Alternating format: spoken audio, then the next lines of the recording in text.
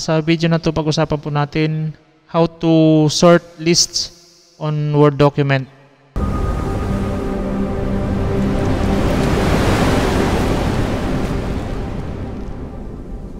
Hello partners, magandang araw, kamusta po? Dito po may sample akong ginawa sa Microsoft Word, no, sa document.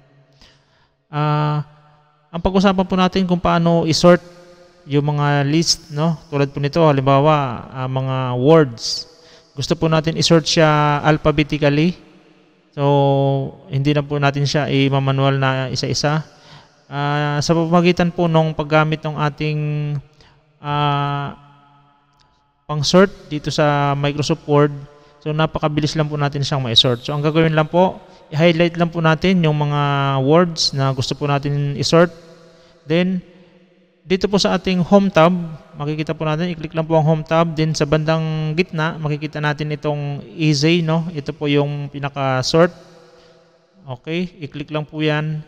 Then, may lalabas pong window, no? Na dialog box. Ito po yung pinaka-sort text options.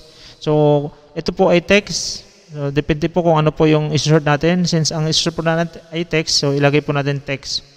So, ano po bang gusto mo? Ascending or descending? When you say ascending, ito po yung from A to Z, no? Kung descending naman po, ito naman po ay from Z to A. So, kabaliktad naman po. So, dito po sa ibang option, so okay naman po. No, wala na po kailangang gawin, no? Then, ilagay lang po no header row. So, hindi po kasama yung header sa row natin. Then, okay lang po. Okay, nung na-okay natin, ma-check po natin dito sa ating mga word lists na naka-alphabetize na po siya. Okay? Same po sa numbers. Kung gusto po natin i-sort yung ating mga numbers from highest to lowest or from lowest to highest. So, ganun din po. Punta lang po ulit sa sa ating home tab. Then, dito sa ating sort option, i-click lang po. Then, since it's a number, kaya i-click po natin number. Then, kung gusto po natin ascending, okay. Pero kung gusto naman po natin ay descending, i-click po natin. So, mauna naman po yung high numbers, no?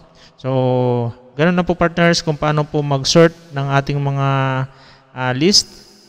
Text man po yan or mga numbers. So, ganun lang po. Maraming salamat mga partners and God bless.